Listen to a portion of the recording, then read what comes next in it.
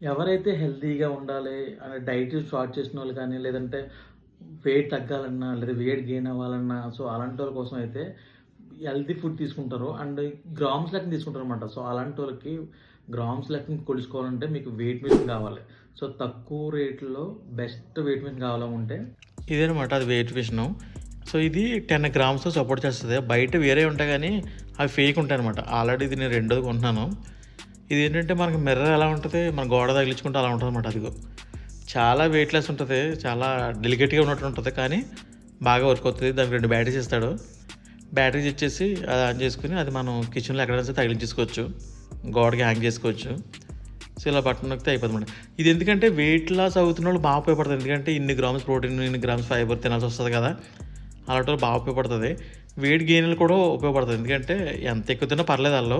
Wait లాస్‌లో బాగా ఉపయోగపడుతదనమాట. దీని link కావాలంటే కామెంట్ చేయండి. లింక్ సెండ్ చేస్తాను.